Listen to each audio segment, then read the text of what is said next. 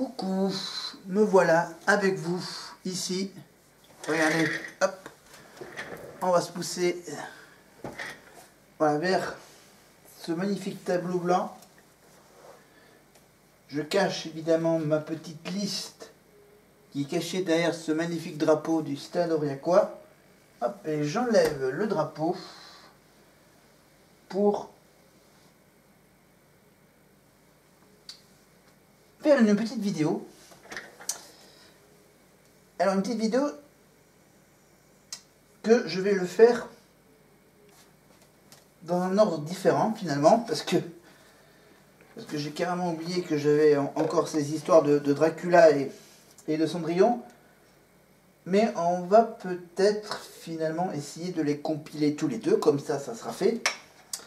Mais cette fois-ci, on va plutôt finir en beauté avec Cendrillon et dans l'horreur avec Dracula pour finalement passer par la dernière ligne historique de 1589 et des 10 commandements.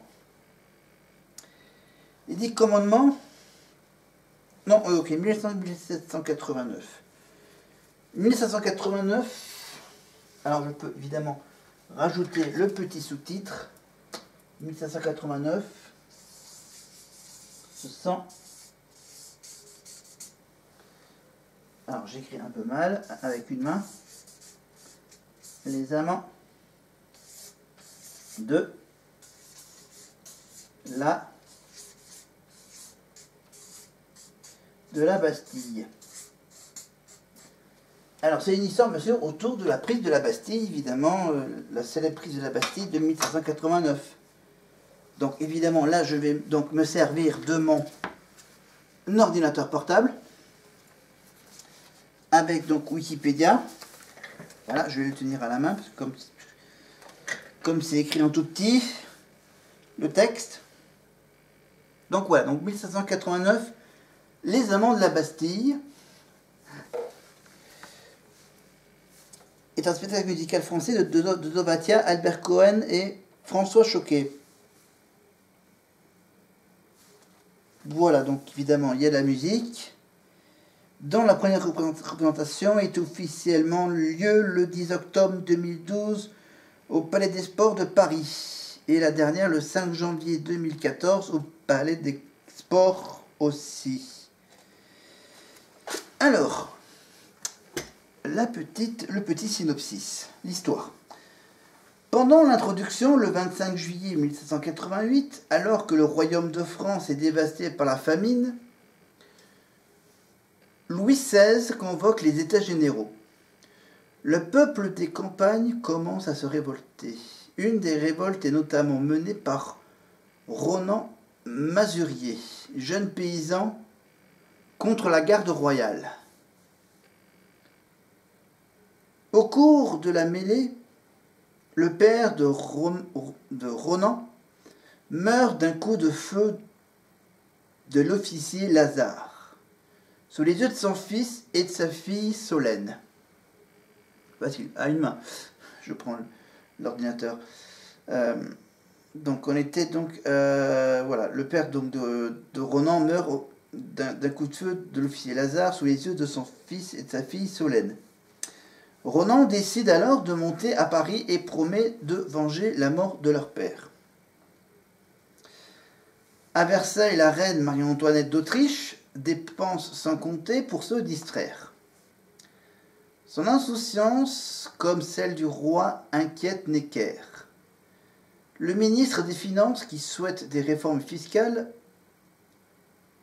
des réformes donc évidemment moquées par le comte d'Artois, frère du roi, la reine, elle, reçoit des nouvelles du comte de Fersen, un amant.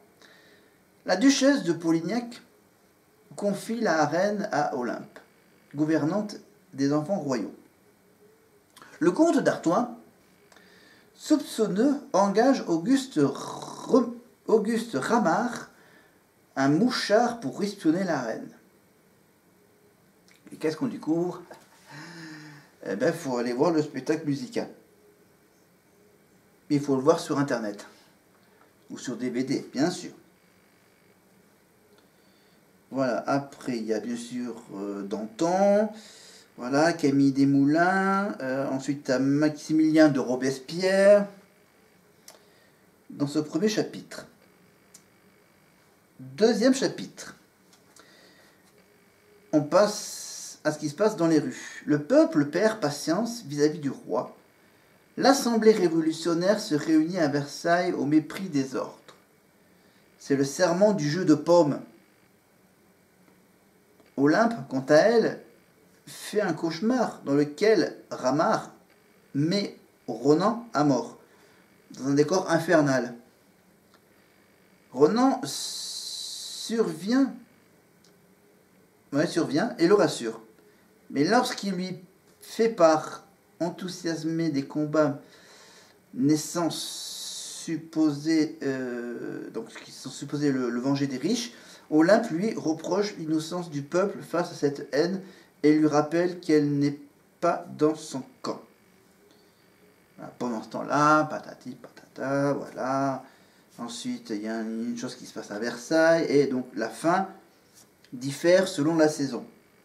Durant la première saison, c'est Ronan, dans la seconde, c'est Olympe qui reçoit une balle et s'effondre, et l'autre regarde son amour mourir dans ses bras sous les pleurs de ses amis.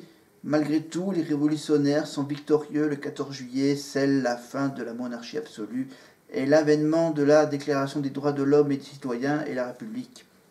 Les révolutionnaires, tous rassemblés, chantent le jour nouveau qui se lève. C'est évidemment la dernière chanson qui s'appelle Pour la peine. Voilà. Voilà, en détail, c'est bien sûr Dovatia et François Choquet qui ont écrit un peu l'histoire. Les paroles donc des chansons, c'est Dovatia et Vincent Baguian. Voilà, musique Olivier Schultes, entre autres. Mise en scène Giuliano Paparini. Voilà, casting Bruno Berberes. Voilà, produit par Dovatia et Albert Cohen.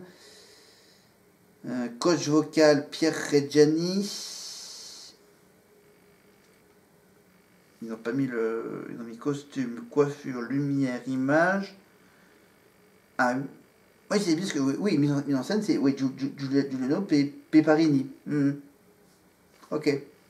Bon, c'est pas une tablette, c'est juste un ordinateur. Alors les chanteurs. On a donc Louis Delort, donc The Voice, hein, si je ne me trompe pas, Louis Delort, qui joue le rôle de Ronan, le paysan, l'amant de la Bastille, d'où le titre. Camille Lou, qui joue évidemment l'amante de la Bastille, qui joue le rôle de Olympe de Puget, sous-gouvernante des enfants royaux. Voilà, on a ensuite Camille Desmoulins, qui joue le rôle d'un avocat. Non, oui, c'est le nom de son... Oui, pardon. Voilà, c'est Rod Janoin qui joue le rôle de Camille Desmoulins, avocat, journaliste et député. Voilà, Marie-Antoinette d'Autriche est interprétée, la reine de France, par Roxane Le Texier. Sébastien Aigus joue le rôle de l'avocat et le député aux États généraux Robespierre. Voilà, il y a aussi David Ban, très connu dans les comédies musicales, qui joue le rôle de Danton. Non. Il y en a un qui joue le rôle du mouchard, c'est pas n'importe qui. C'est, entre autres, le célébrissime Chef Willy. Chef Willy de Fort Boyard, Willy Rovelli, qui a joué dans cette comédie musicale le rôle du mouchard. Auguste Ramard. Voilà, ça c'est le côté chant. Et donc les singles, bien sûr, vous connaissez les chansons de cette comédie musicale. La chanson Ça ira mon amour, le premier titre, interprété par Rod Janois, dont le clip a été dévoilé donc, le 28 octobre 2011. Le deuxième single, c'est Pour la peine, évidemment chanté par la troupe. C'était en février 2012. Le clip au mois de mars.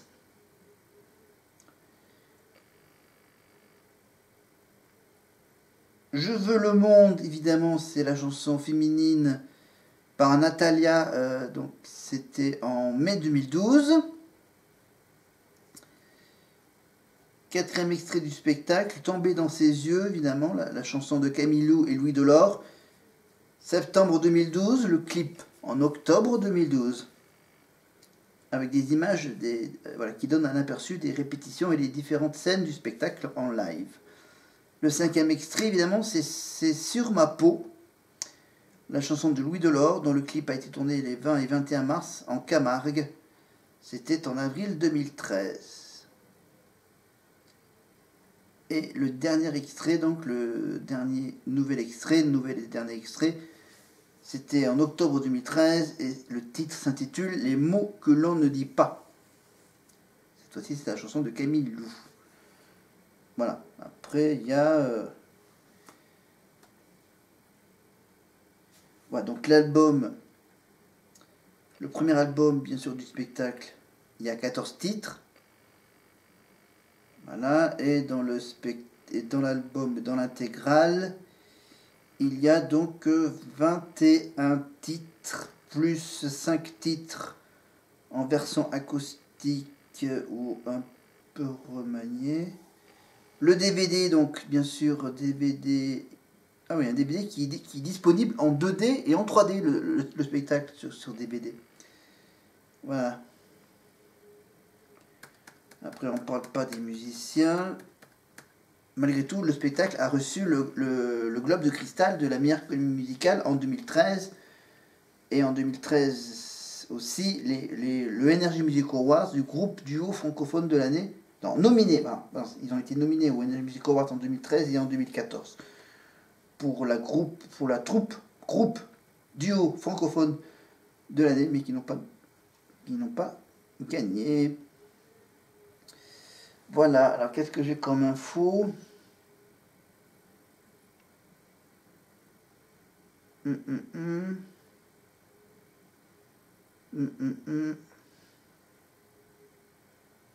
D'accord. Ok. Voilà, quelques petites anecdotes, mais je ne vais pas les raconter parce que j'ai un autre spectacle à vous présenter. Le spectacle suivant, c'est bien sûr... Hop. On fait le point. Hop. 89, Amant de la Bastille, ça c'est dit. Passons maintenant aux 10 commandements. Alors, les 10 commandements, c'est donc le spectacle musical écrit par Lionel Florence. Je change de sens, voilà, vous voyez, de profil. Pour la suite, donc, comédie musicale écrite par Lionel Florence et Patrice Guirao, mise en scène Elie Chouraki, composition Pascal Obispo, mise en scène Kamel Wally. Voilà, c'était en 2000, octobre 2000, donc c'était juste après, c'était presque en même temps que Notre-Dame, voilà, c'est après le grand succès de Notre-Dame de Paris. Le spectacle musical sort simultanément avec 3 autres créations. Il y avait oh oui, ok, il y avait un spectacle sur Léonard de Vinci. Et il y avait aussi, rappelez-vous, Roméo et Juliette, ou encore Les 1001 vies d'Ali Baba. Ali Baba, le génie de la lampe, etc.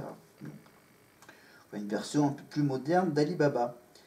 En juillet 2000, les chiffres de vente d'albums atteignent 700 000 exemplaires. Les autres comédies musicales de l'époque affichent respectivement 200 000 et 500 000 albums vendus seulement. Ce qui reste un succès minoré, hein, bien sûr, à côté de Notre-Dame de Paris. Et c'est 3 millions d'albums, évidemment, avec Garou, Patrick Fiori, Daniel Lavoie, Hélène Ségara, Bruno Pelletier et Luc Merville.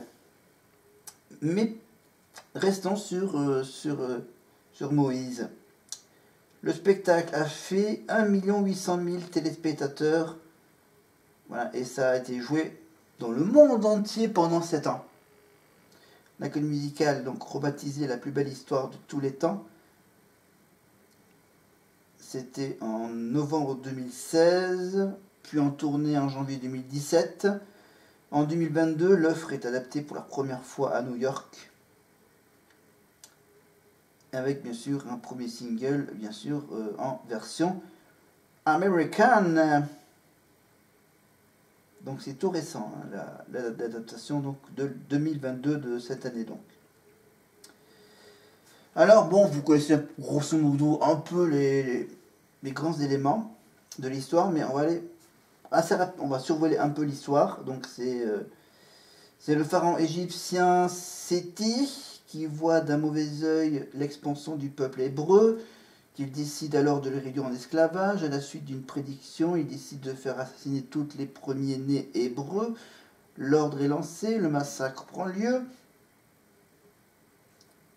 Patati patata, patati et patata. On passe donc à Néfertari. Néfertari, donc, qu'il est de sang royal, comme Ramsès. Elle, Moïse et Ramsès se connaissent depuis leur enfance. Néfertari est éprise de Moïse et souhaite l'épouser. Mais en même temps, elle est consciente que c'est Ramsès qui sera le futur pharaon et qu'elle devra elle-même se plier à son rang en l'épousant. C'est ainsi que le cœur de Néfertari est torturé entre l'amour qu'elle porte à Moïse et son devoir de se soumettre à un mariage de raison.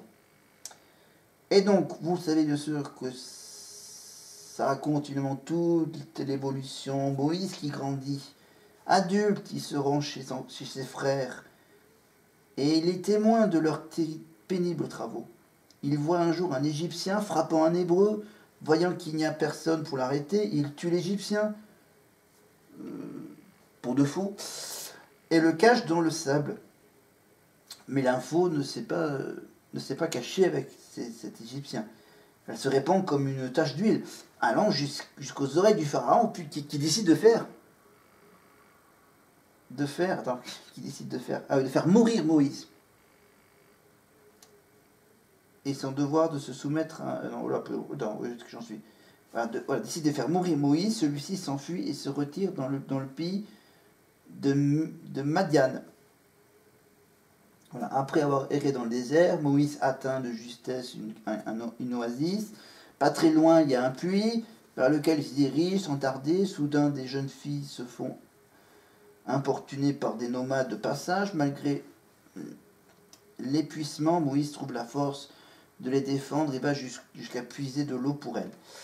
Pour le remercier de sa générosité, les femmes invitent Moïse sous la tente de leur père qui l'accueille à bras ouverts.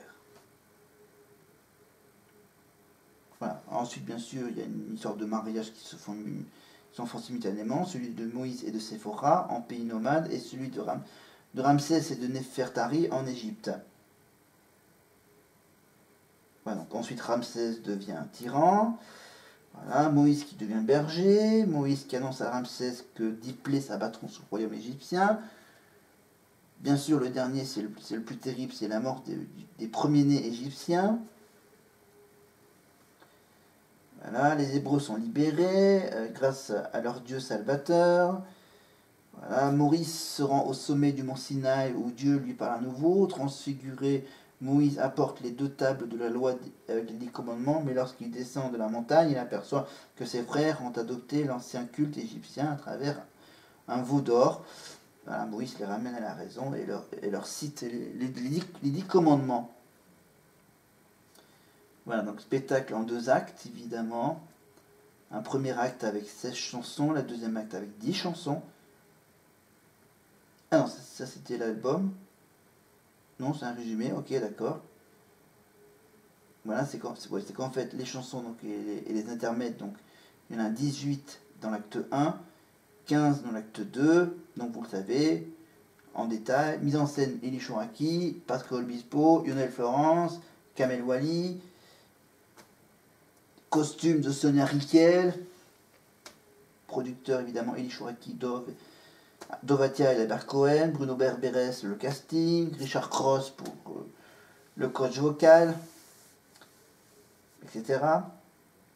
Les interprètes, vous les connaissez bien sûr, vous les connaissez. Pedro Alves qui joue Aaron, voilà, Daniel Levy qui joue le rôle de Moïse, Ginny Lin qui joue le rôle de Nefertari, Ahmed Mossi du groupe Powo, ancien membre du groupe Powo qui joue Ramsès.